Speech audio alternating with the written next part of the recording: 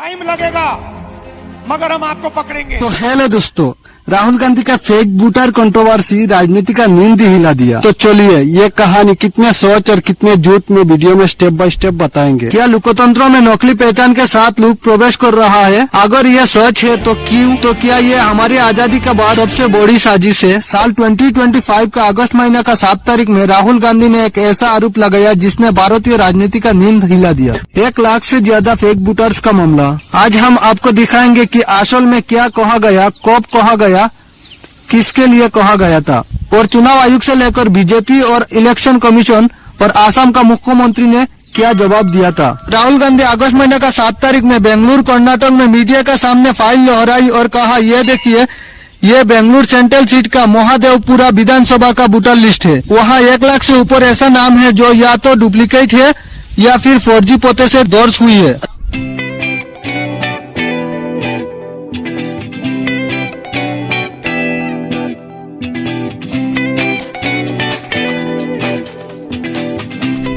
गांधी एक 70 इयर्स महिला शाकुन रानी का नाम लेकर आरोप लगाया कि उन्होंने 2 अलग अलग जगह वोट डाले। Go back. But what's really interesting here, Achal, now she uses this form twice. She uses it first on the 13/9/23, and then she does it again 31/10/23.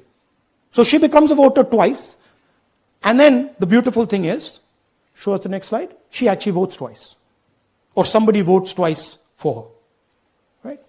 There she is. That's the slip where she's been signed off as having voted in booth 341, and she's done it twice.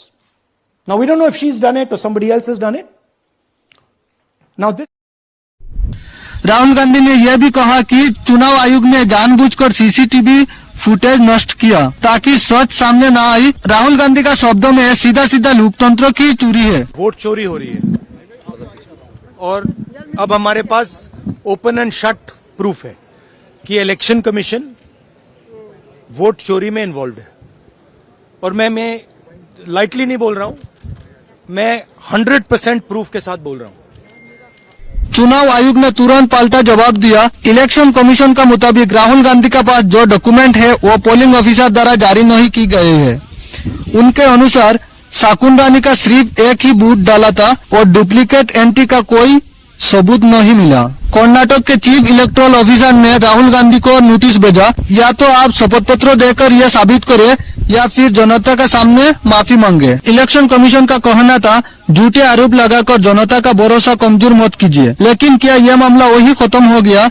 बिल्कुल नहीं। प्रधानमंत्री नरेंद्र मोदी ने सीधे उसमें बयान नहीं दिया है, लेकिन बीजेपी नेताओं ने इसे राजनीतिक ड्रामा और झूठा प्रचार कहा। एक प्रवक्ता ने कहा, जब शपथ पत्र देने की बारी आई राहुल गांधी पीछे हट गई। कांग्रेस का जवाब, सत्ता पक्ष डर गया है इसलिए इलेक्शन कमीशन को हमारे खिलाफ इस्तेमाल किया जा रहा है। और इधर असम का मुख्यमंत्री हेमंत बिश्व शर्मा ने और एक बड़ा घोषणा किया। उन्होंने कहा, असम में 2005 की वोटर लिस्ट का चेक किया जाएगा क्योंकि यह साफ करेगा कि किसके नाम उस समय वैध थे और किसका नहीं। साल 2005 का वोटर लिस्ट आखिर इतना इम्पोर्टेंट क्यों है? एक्चुअली साल 2005 में असम में एक इकोनॉमिक सेंसस हुआ था जिसके बाद साफ सुथरी वोटर लिस्ट तैयार हुई। सरकार का कहना, अगर आपका नाम उस वोटर लिस्ट में नहीं था तो हो सकता है आप उस समय वोट के पात्र नहीं थे। अगर आज किसी जांच में यह साबित हो जाए कि आपका नाम तब नहीं था और बाद में फर्जी तरीके से जुड़ गए तो आपका नाम वोटर लिस्ट से हट सकता है और कानूनी कार्रवाई भी हो सकता है। अगर आपको साल 2005 का वोटर लिस्ट डाउनलोड करना है तो आप coasam.nic.in पर जाकर यह डाउनलोड कर सकता है। अगर आपको भी साल 2005 का वोटर लिस्ट डाउनलोड करना है तो मेरा चैनल में 1 मिनट का एक वीडियो बना के रखा, वो भी देख के डाउनलोड कर सकता है। अब सवाल ये है, क्या यह सिर्फ राजनीतिक बयान था या फिर हमारा लोकतंत्र का सिस्टम में कुछ बड़ा नुकसान? राहुल गांधी कहते हैं ये आने वाला पीढ़ियों का भविष्य का सवाल है। बीजेपी कहते हैं यह सिर्फ चुनावी नाटक है और चुनाव आयोग ने कहता है हमारा सिस्टम मजबूत है। लेकिन यह सब रोमांच से बचना जरूरी है। एक तरफ आरोप, दूसरी तरफ इनकार, बीच में खड़ा है भारत का लोकतंत्र।